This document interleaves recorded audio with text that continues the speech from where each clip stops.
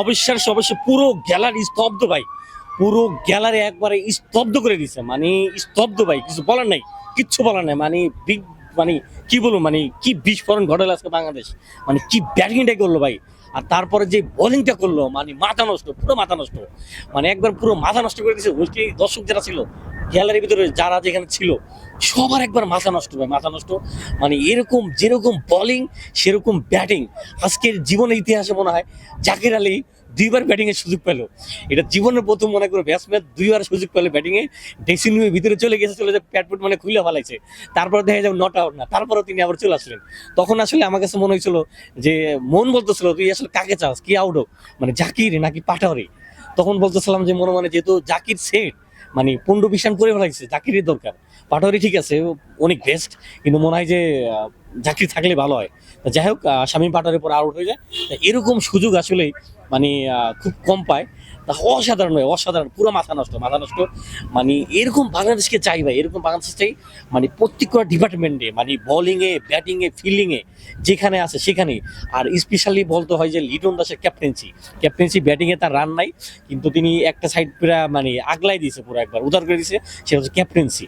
মানে ওয়েস্ট ইন্ডিজের মতো টিমের সাথে মানে 80 রানে পরাজয় চিন্তা করা যায়। আর জাকির আলী অনিকের যে ব্যাটিং ভাই, অনেকগুলো বল মাঠের বাইরে পাঠিয়ে দিছে, অনেকগুলো বল মাঠের বাইরে পাঠিয়ে দিছে, মাঠের বাইরে পুরো 6 মার্চে মাঠের বাইরে চলে গেছে। আর দর্শক যারা, তারা তো মানে অবাক হয়ে গেছে, বারবার জিজ্ঞেস করতেছিল মানে দর্শকরা, মানে খেলোয়াড়দের সম্বন্ধে জানতে চেয়েছিল যে মানে কবে, মানে অনেক কিছু মনে আসতেছে না, বুঝছেন। আর আরেকটা মজার কাহিনী হচ্ছে যে, মানে ওয়েস্ট ইন্ডিজ যারা দর্শক ছিল, তারা বারবার বলছেন আমার পতাকা এটা নিয়ে যায়, আমার মাথার ক্যাপ নিয়ে যায়, আমার এই পতাকা নিয়ে যায়। কি কারণে নিয়ে যায়? এই কারণে যে ওদের মন ছুঁয়ে গেছে, বাংলাদেশ মন ছুঁয়ে গেছে, খালি বলতেছিল বাংলাদেশ পতাকা আছে, মানে ওয়েস্ট ইন্ডিজ সাপোর্ট দিয়ে তারা বাংলাদেশে সাপোর্ট করবো, এই জন্য বারবার আমার কাছে পতাকা চাইতেছিল, ফ্ল্যাগ চাইতেছিল।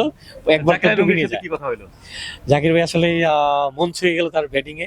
আর কি কথা হলো, আপনি এখানে ছুটে আসছিলেন? হ্যাঁ, আমাকে ধন্যবাদ জানাইলো, আর মানে ভালোবাসা, এটাই ভালোবাসা ভাই। এই যে নিজের টাকা খরচ করে খেলা দেখতে আইছি, এই লিটন দা আইসা আমাকে একটা ছবিটাই দিল, সেলফি দিল, আমাকে মানে জানাইলো, মানে গুড সাপোর্ট।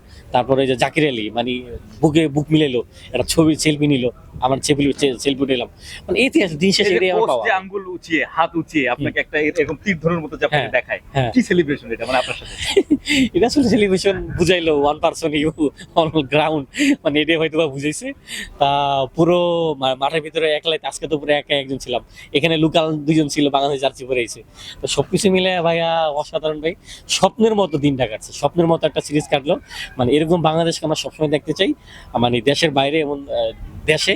আর জাকির আলী মানে অনেকে বলে যে ঘরের ভিতরেই হয়তো বা অসাধারণ ব্যাটিং করছে, কিন্তু আজকে যেটা দেখালো তিনি, মানে বাংলাদেশে যেরকম, বাংলাদেশের বাইরে তিনি আরো আরো আরো আরো আরো অনেক বড়, মানে বিস্ফোরণ, মানে যে কোনো ব্যাটসম্যানের জন্য জাকির আলী, আমাদের শামীম পাটোয়ারি, মানে বিস্ফোরণ, সৌম্যদা এখন বিস্ফোরণ, তারপরে মেহেদী হাসান মিরাজ, মানে সব দিক দিয়ে বলবো যে ভাই স্বপ্নের মতো দিন কাটলো ভাই, স্বপ্নের মতো দিন। অনেক সময় নিজে রান্না বান্না করছি, সবকিছু নিজে করছি, খাইছি, কিন্তু তারপরে দিন শেষে যখন মাঠে আইছি, জিতছে বাংলাদেশ, মানে সব ভুলে গেছি। নিজের টাকা খরচ করে আসা, সেটাও সব ভুলে গেছি, কারণ বাংলাদেশের পতাকা উড়িতে পারছি এখানে, সেটা ভাই অন্যরকম আনন্দ ভাই, অনেক ভালোবাসা ভাই, অনেক ভালোবাসা ভাই।